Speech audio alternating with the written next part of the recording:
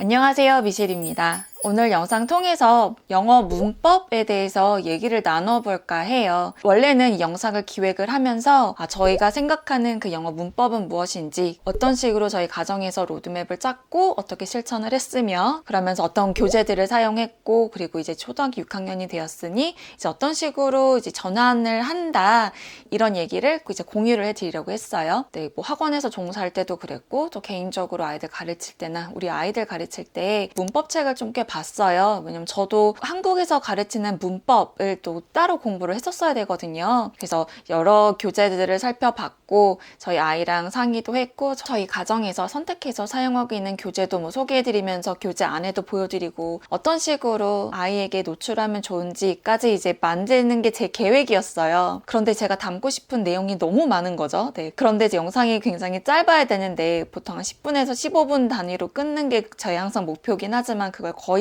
잘 못 지키고 있거든요.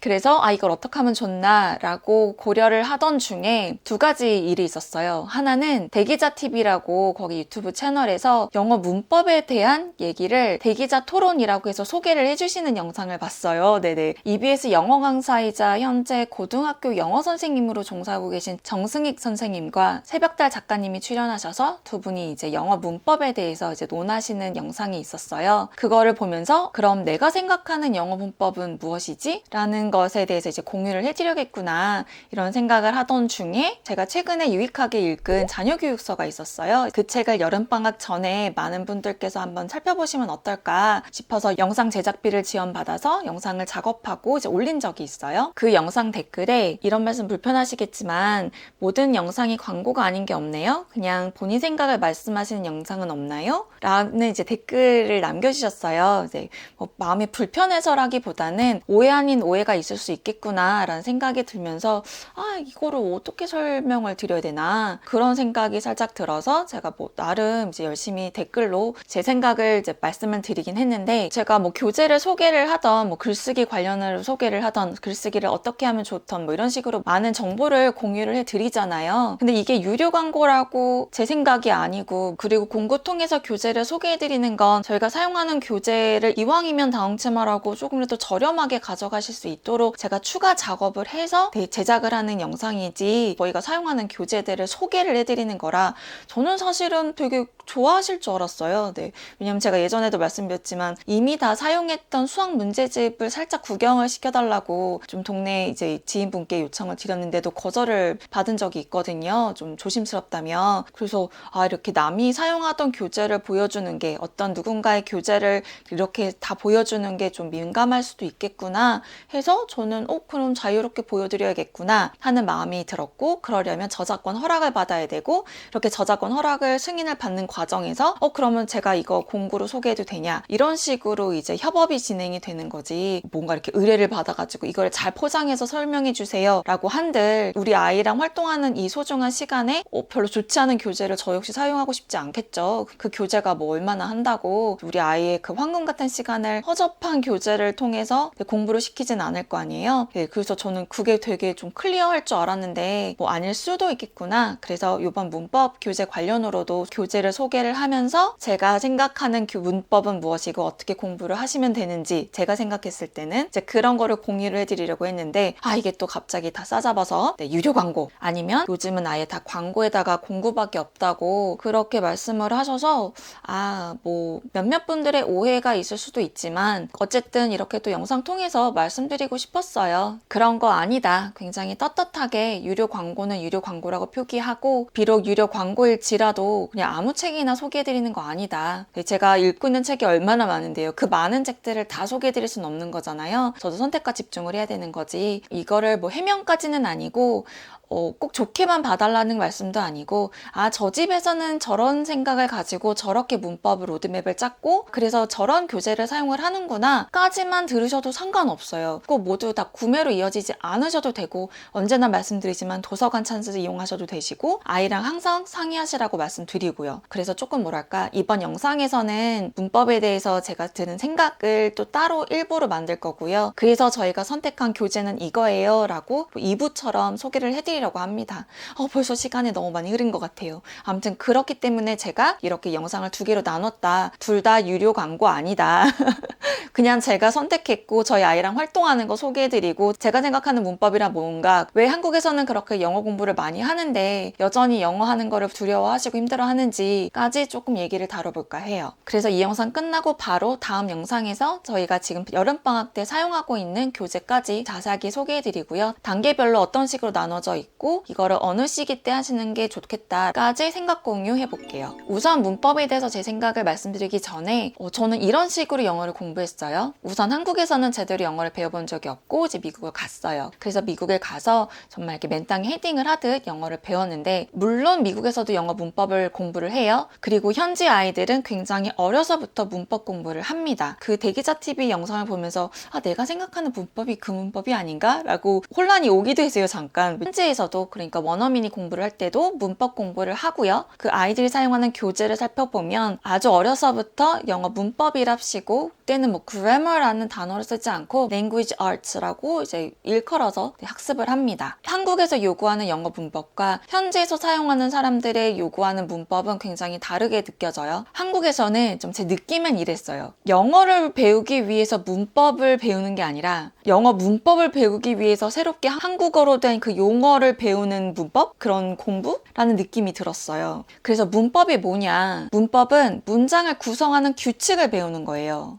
그쵸? 그러니까 파닉스를 우리가 배우잖아요. 영어 단어를 뭐 더 조금이라도 쉽게 처음에 이제 읽기 위해서 파닉스라는 걸 배워요. 파닉스를 좀 배우고 나면 시작할 때 좀 치고 나가는 것도 다르고, 아이들이 자신감을 갖고 이제 영어를 배울 수 있게, 그러니까 단어 읽는 규칙을 배우는 게 파닉스잖아요. 그러니까 문법은 문장을 구성하는 규칙을 배우는 거예요. 사람들과 소통을 할 때, 뭐 글을 쓸 때, 이야기를 전달을 할 때 모두가 다 아는 그 문장의 구성을 가지고 있는 규칙을 가지고 얘기를 하면 더 소통이 잘 되니까, 그러기 위해서 영어 문법을 공부하는 거였는데, 그래서 저는 초등학생 때는 문법은 당연히 공부를 하는데요. 네, 문법은 공부를 해요. 그런데 맹목적으로 문법을 공부하는 것이 아니라 내가 얘기하는 뭐 예를 들어 I'm a boy, you're a girl 했을 때 왜 내가 I am a boy라고 얘기를 했는지를 좀 브레이크다운을 하면서 이걸 논리적으로 이해하는 게, 그게 이제 문법 공부라고 생각을 했어요. 그래서 저는 여전히 초등학생 때는 이제 영어식으로 문법을 소개하는, 문법 하면 또 굉장히 좀 무겁게 느껴지지만 그냥 문장을 만드는 규칙이라고 생각을 하면 또 그렇게까지 엄청나게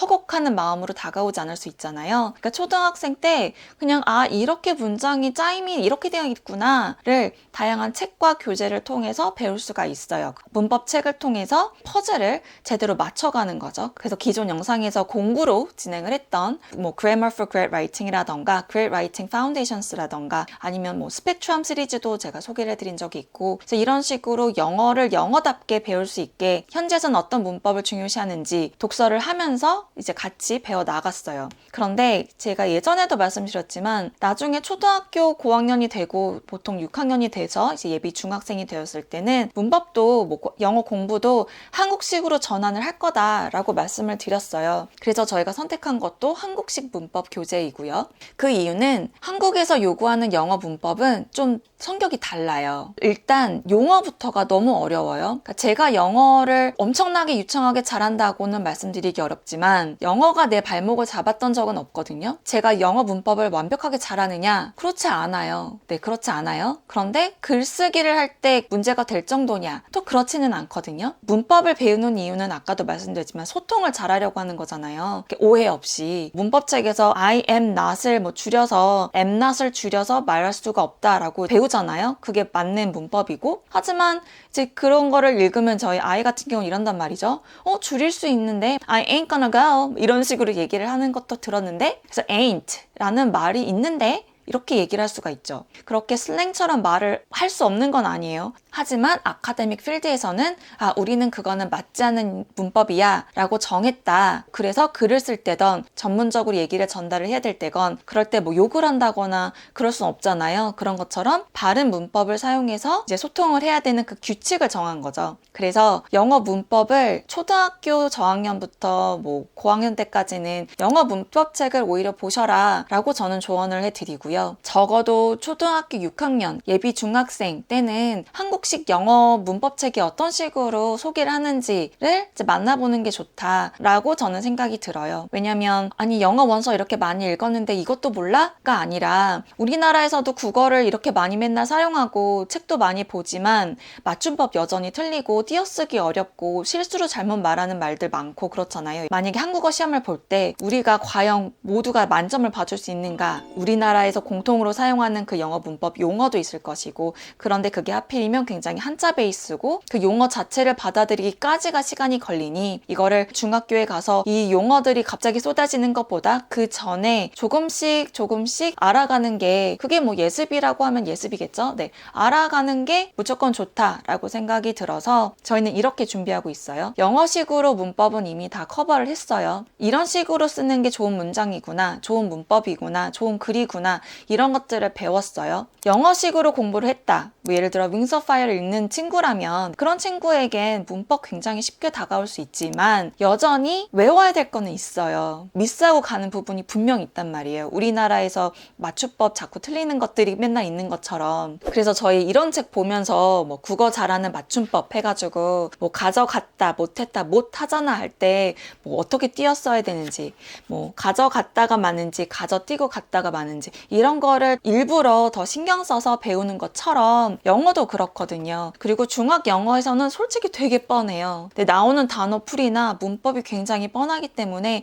그거를 목표로 해서 영어를 마스터하겠어 라기보다는 아 우리나라에서 사용하는 영어 문법의 용어가 이런 것들이 있으니 친숙하게 하고 함정을 파놓을 수 있는 부분이 이러이러한 것들이 있으니 그러니까 소위 말하면 쪽집게 뭐 빈도수 높은 스타일의 시험 문제가 있잖아요. 이제 그런 것들을 파악하는 그런 나름의 꼼수 공부도 필요하다고 생각이 들어서 그렇기 때문에 한국식 영어 문법 공부를 따로 해야 된다라는 게 제 의견입니다. 사실 우리나라 아이들이 미국 현지에 있는 친구들보다 스펠링이며 문법 더 잘하는 친구들이 많을 거예요. 왜냐면 그 현지 애들은 이거를 이렇게 딸딸딸딸 외우고 막 이거를 공식으로 막 암기하고 이렇다기보다는 많은 다독과 많은 글쓰기를 통해서 저절로 알게 되는 거 플러스 알파로 콕 집어서 우리가 자주 실수하는 것들을 이제 설명을 해줘요. 그러니까 문법은 우리가 소통을 하기 위해서 배우는 거라고 했잖아요. 그것이 최종 결과물이 우리가 말하는 뭐 스피치라던가 글쓰기가 되는 거니까 그래서 그런 글쓰기를 잘하기 위해서 문법을 배우는 그런 식으로 접근을 해서 배웠던 거죠. 그래서 예를 들어 막 이런 책이 있어요.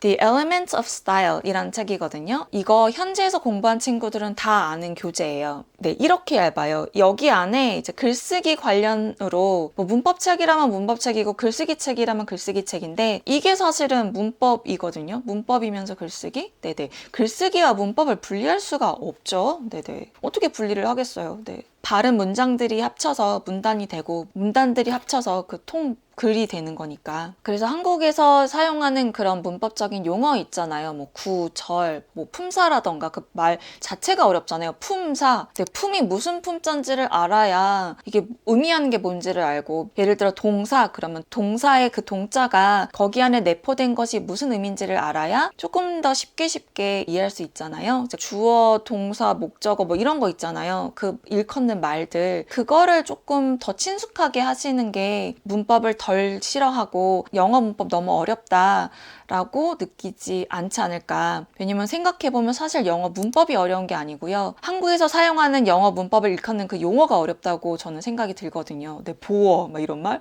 오, 막 수식어, 보어 이런 말 너무 어려워요. 네. 그래서 뭐 영어 문법이 너무 어렵다. 그래서 아이들이 이해를 못할 것이다 라고 생각은 하지 않아요. 왜냐면 제가 가르쳐본 친구들은 다 이해를 잘했고 문법을 한번 쓱 훑었기 때문에 글쓰기도 굉장히 향상이 됐고 책을 읽을 때도 더 많이 이제 아 내가 그래서 이렇게 얘기했구나. 아 제가 그래서 이런 식으로 대화를 하는구나. 이거를 조금 더 뭔가 아는 만큼 보인다고 더 잘 이해를 했던 경험이 있어서 저는 뭐 영어 문법을 따로 막 엄청나게 공부를 했다기보다는 그냥 모든 영어 수업 안에 계속 녹여져 있었기 때문에 그냥 자연스럽게 문법을 배워서 사실 뭐 보어라던가 조동사라던가 이런 말이 저 역시 어색해서 아 영어 문법 너무 어렵다고 느끼는 거지 정말 그 영어 문법 자체가 어렵다고는 그렇게 생각하지는 않거든요. 그래서 결국은 수능 영어 시험을 볼 때쯤 이쯤에는 그냥 빨리 읽고 빨리 파악해서 빨리 문제 푸는 거. 네. 그게 사실은 수능 영어를 잘 보는 길이잖아요. 그러려면 정말 다독을 통해서 문장을 섭취를 마구마구 많이 해야 되고, 그거를 할 시기는 사실 초등학교 때 가장 시간이 많고, 영어 원서를 많이 읽은 친구들이 꼭 영어 1등급을 받지 않는 이유는 영어 시험을 잘 보는 꼼수 공부를 안 해서 그런 거지, 정말 영어 자체를 못해서라고 생각은 하지 않아요. 왜냐면 요구하는 스킬이 다르잖아요. 영어 문제 잘 빨리 푸는 거. 실제로 영어를 잘한다는 의미가 문제를 잘 풀고 100점을 맞는 게 영어를 잘하는 것이 아니니까, 자신의 생각을 전달할 수 있고 서로 소통할 수 있고, 그게 가장 중요한 거잖아요. 동일한 패시지를 읽었을 때 너와 내가 생각하는 요점이 동일한 거, 그거를 받아들이는 거. 국어에서도 문학과 비문학을 읽는 그 방법이 다르잖아요. 영어도 마찬가지거든요. 영어도 문학을 읽는 방법과, 그러니까 정보를 전달하는 그런 넌픽션을 읽는 방법이 달라요. 그거를 현지에서는 학습을 하면서 대학교를 가고 대학에서도 계속 꾸준히 연습을 하는데, 우리 국내에서는 고등 영어를 어느 정도로 의미 있게 잘 가르치고 배우는지는 저는 잘 모르겠지만, 국어처럼 영어도 비슷한 마음을 가지고 공부를 해야 원하는 성과를 우리나라에서는 얻을 수 있지 않을까 싶어요. 그래서 문법 공부는 어려서부터 친근하게 만들어주는 게 좋다. 계속 공부를 해야 한다가 제 의견이에요.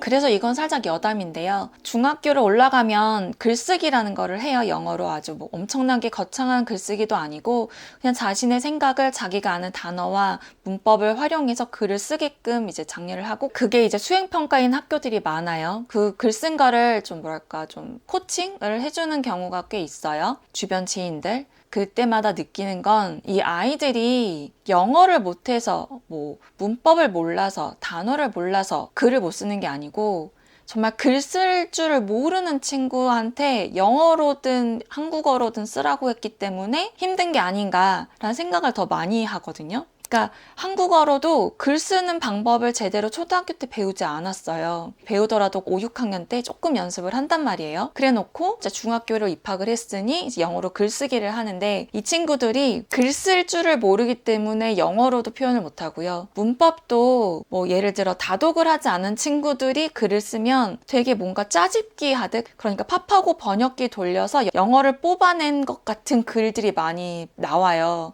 그런 거를 막으려면 정말 다독을 하셔야 되고요. 그냥 막 엄청 훌륭한 책 아니고 재밌는 책, 아이들이 정말 재밌어하는 책을 많이 읽으면서, 제가 It's my birthday 라고 얘기를 했다면 왜 my birthday 라고 했는지 mine birthday 라고 안 하고 뭐 me birthday 라고 하지 않고 my birthday 라고 했는지를 문법 책을 통해서, 이래서 내가 my birthday 라고 했구나, 이런 것을 이제 역으로 배우는 그 과정이 초등학생 때 좀 이루어졌으면 좋겠고, 그리고 나서 한국에서 요구하는 그 중학 영어를 배우면 내가 그동안 뭐 읽었던 그 책들에 나왔던 그런 것들이니까 좀 덜 힘들게 받아들이지 않을까 싶어요.